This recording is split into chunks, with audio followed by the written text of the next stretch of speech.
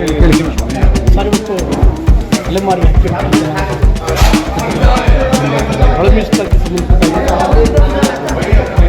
Major ಆಗಿ ಎರಡು ಇಶ್ಯೂಗಳನ್ನು ನಾವು ಇಟ್ಕೊಂಡಿದ್ವಿ. ಒಂದು ಆದಿವಾಸಿ ಪಟ್ಟಿ ಈಗ ಏನು ಮಾಡಿದ್ದಾರೆ, ಸರ್ಕಾರದಿಂದ ನೇರ ನೇಮಕಾತಿಗೋಸ್ಕರ ಆದಿವಾಸಿ ಪಟ್ಟಿಗಳನ್ನ ಒಂದು ಬಿಡುಗಡೆ ಮಾಡಿದ್ದಾರೆ. ಬರೀ 13 ಸಮುದಾಯಗಳು ಮಾತ್ರ ಮಾಡಿದ್ದಾರೆ. ಇಲ್ಲಿರುವಂತಹ ಅಕ್ಕಿಪಿಕ್ಕಿ, ಪಾರ್ಕಿ, ಹರಡಿ ಶಿಕಾರಿ, ವಾಗ್ರಿ ಅವು ಯಾವುದೇ ಸಮುದಾಯಗಳನ್ನು ಸೇರಿಸಿಲ್ಲ. ಅದನ್ನು ಸೇರಿಸಬೇಕು ಅನ್ನೋಂಥದ್ದು ಮೊದಲನೇ ಪ್ರಶ್ನೆ.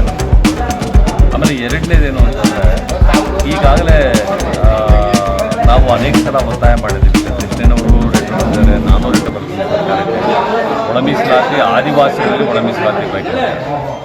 ಆದಿವಾಸಿಗಳಲ್ಲಿ ಒಳ ಮೀಸಲಾತಿ ಯಾಕೆ ಬೇಕಿದೆ ಅಂತಂದರೆ, ಇಲ್ಲಿ 50 ಸಮುದಾಯಗಳು ಪಟ್ಟಿ ಇದೆ.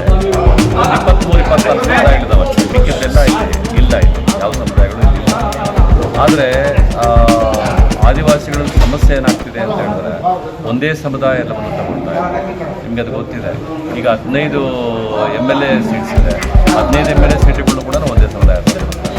3 ಸೀಟ್ಸ್ ಇದೆ MP ಸೀಟ್ಸ್. 3 ಸಮುದಾಯಗಳು ಕೂಡ ಒಂದೇ ಸಮುದಾಯ ತಗೊಳ್ತಾರೆ.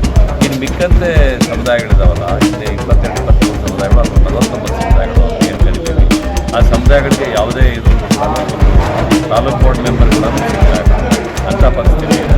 ಆದ್ದರಿಂದ ಒಳ ಮೀಸಲಾತಿ ಮಾಡೋದನ್ನ ನಮ್ಮ ಎಲ್ಲಕ್ಕಿಂತ ಮುಖ್ಯವಾಗಿ ಆದಿವಾಸಿಗಳಲ್ಲಿ ಒಳ ಮೀಸಲಾತಿ ಕೊಡಬೇಕು ಅನ್ನುವಂಥ ಒತ್ತಡವನ್ನು ನಾವು ಆರಂಭ ಮಾಡ್ತಾ ಇದ್ದೀವಿ. ನಾವು ಒಟ್ಟಿಗೆ ಇವತ್ತು ಡಿಸಿಷನ್ ತಗೊಂಡಿರೋ ಪ್ರಕಾರ ಇಡೀ ಸ್ಟೇಟ್ ಟೂರ್ ಮಾಡಿದ್ದೆ. ನಾವು ನಮ್ಮ ಆದಿವಾಸಿಗಳಿಗೆ ಒಳ ಮೀಸಲಾತಿ ಕೊಡಬೇಕು ಅನ್ನುವಂತಹ ಹೋರಾಟವನ್ನು ಪ್ರಾರಂಭ ಮಾಡ್ತೀವಿ. ಇವರು ಪಣೀರು ಈ ಥರದ ಸಮುದಾಯಗಳು ಕೊಟ್ಟಿದ್ದಾರೆ. ಬಟ್ ಅಕ್ಕಿಪಿಕ್ಕಿ ಮತ್ತು ಅದರ 4-5 ಸಮುದಾಯಗಳು ಹುಟ್ಟಿದಾವಲ್ಲ, ಆ ಸಮುದಾಯಗಳನ್ನೇ ಅದರಲ್ಲಿ ಗುರುತಿಸ್ಕೊಂಡಿಲ್ಲ. ಆದರೆ ಮಾನವಶಾಸ್ತ್ರಜ್ಞರು ಗುರುತಿಸಿದಂತೆ ಮೊದಲಿಂದಲೂ ಕೂಡ ಅಕ್ಕಿಪಿಕ್ಕಿ ಸಮುದಾಯ ಆದಿವಾಸಿ ಸಮುದಾಯ ಅಂತಿದೆ. ಇವತ್ತಿಗೂ ಕೂಡ ಬೇಟೆಯಾಡಿನೇ ಜೀವನ ಮಾಡುವಂತಹ ಸಮುದಾಯ ಆಗಿದೆ. ಮತ್ತು ಅರಣ್ಯದ ಅಂಚಿನಲ್ಲೇ ಇವತ್ತಿಗೂ ಇದ್ದಾರೆ. ನೀವು ಬನ್ನೇರುಘಟ್ಟಕ್ಕೆ ಹೋಗಿದ್ದು ಅಂತಂದರೆ ಬನ್ನೇರುಘಟ್ಟ ಕಾಡಿಗೆ ಅಂಟ್ಕೊಂಡಂಗೆ ಅವರು ಬದುಕುಗಳಿದ್ದಾವೆ. ಇದೇ ರೀತಿ ಎಲ್ಲ ಕಡೆಯೂ ಇದ್ದಾರೆ. ಆಮೇಲೆ ನಮಗೆ ಇವತ್ತು ಭಾಳ ಮುಖ್ಯವಾಗಿ ನಮ್ಮ ಆದಿವಾಸಿ ಪರಿಷತ್ನ ಕೃಷ್ಣನವರು ಬಂದಿದ್ದಾರೆ. ಅವರು ಆದಿವಾಸಿಗಳ ಜೊತೆ ಅನೇಕ ವರ್ಷಗಳಿಂದ ಕೆಲಸ ಮಾಡ್ತಾ ಇರೋರು. ಅವರು ಮಾತಾಡ್ತೀವಿ ಹೇಳಿ. ನಮ್ಮನ್ನು ಬೇರೆ ಬೇರೆ ರೀತಿ ವಿಂಗಡಣೆ ಮಾಡಬಾರ್ದು. ಸರ್ಕಾರ ಎಲ್ಲರನ್ನೂ ಒಟ್ಟು ಸೇರಿಸಬೇಕು. ನಮಗೆ ಒಟ್ಟಾಗೆ ಮಾಡಬೇಕು. ಈಗ ಆದಿವಾಸಿ ಅಭಿವೃದ್ಧಿ ನಿಗಮ ಇದೆ, ಅದು ಎಲ್ಲ ಬುಡಕಟ್ಟುಗಳು 23 ಬುಡಕಟ್ಟುಗಳು ಅದರಲ್ಲಿ ಜಾಯ್ನ್ ಆಗಂಗಿರಬೇಕು. ಹಾಗೆಯೇ ಏನು ಇವತ್ತು ನೇರ ನೇಮಕಾತಿ ಇದೆಯೋ ಅದು ಸಹ ಈ ಒಂದು 7-8 ಬುಡಕಟ್ಟುಗಳು ಬಿಟ್ಟೋಗಿದೆ, ಅದನ್ನು ಒಳಗಡೆ ಸೇರಿಸ್ಕೋಬೇಕು. ಈಗ ಒಳ ಮೀಸಲಾತಿ ಬಹುಮುಖ್ಯ. ಈಗ ಸುಪ್ರೀಂ ಕೋರ್ಟ್ ಸಹ ಮೊನ್ನೆ ತೀರ್ಪು ನೀಡಿದೆ, SC STಗಳಿಗೆ ಒಳ ಮೀಸಲಾತಿ ಕೊಡಬಹುದು ರಾಜ್ಯ ಸರ್ಕಾರಗಳು ಅಂತ. ಹಾಗಾಗಿ ಆದಿವಾಸಿಗಳಿಗೆ ದಯಮಾಡಿ ಈಗಲಾದರೂ ಸಹ ನಮಗೆ ಸಾಮಾಜಿಕ ನ್ಯಾಯ ಬೇಕು. ಸಾಮಾಜಿಕ ನ್ಯಾಯದ ಪರಿಕಲ್ಪನೆಯಲ್ಲಿ ಸರ್ಕಾರ ಇದೆ. ಖುಷಿಯಾಗುತ್ತೆ ನಮಗೆ. ಆ ಸಾಮಾಜಿಕ ನ್ಯಾಯ ನಮಗೆ ತಲುಪಬೇಕು ಅಂತಂದರೆ ಒಳ ಮೀಸಲಾತಿನ ಸರ್ಕಾರ ಕಡ್ಡಾಯವಾಗಿ ಜಾರಿಗೆ ತರಬೇಕು. ಹಾಗಾಗಿ ಈಗ ಅದಕ್ಕೆ ಒಂದು ಆಯೋಗವನ್ನು ರಚನೆ ಮಾಡಿ ಅಂತ ನಾವು ಈಗಾಗಲೇ ನಮ್ಮ ಮನವಿಯನ್ನು ಕೊಟ್ಟಿದ್ದೀವಿ. ಒತ್ತಡನೂ ಏನೆಂದರೆ, ನಾವು ಆದಿವಾಸಿಗಳಿಗೆ ನಮ್ಮ ಅಧ್ಯಕ್ಷರು ಹೇಳ್ದಂಗೆ ನಾವು 13 ಜಾತಿಗಳಲ್ಲ ಸ್ವಾಮಿ, 23 ಸಮುದಾಯಗಳು. ಆದಿನಿಂದನೂ ಇವತ್ತವರೆಗೂ ಆದಿವಾಸಿಗಳು ಬುಡಕಟ್ಟು ಹೆಸರುಗಳಲ್ಲಿ ಹಕ್ಕಿಪಿಕ್ಕಿ ಆಗಲಿ, ಪಾರದಿ ಆಗಲಿ, ಹರಣ ಶಿಕಾರಿ ಆಗಲಿ, ವಾಗರಿ ಆಗಲಿ, ಅಡವಿ ಚಿಂಚಲು ಆಗಲಿ, ಈ 10 ಸಮುದಾಯಗಳು ಸೇರಿ ನಾವು ಒಟ್ಟು 23 ಸಮುದಾಯಗಳಿದ್ದೀವಿ.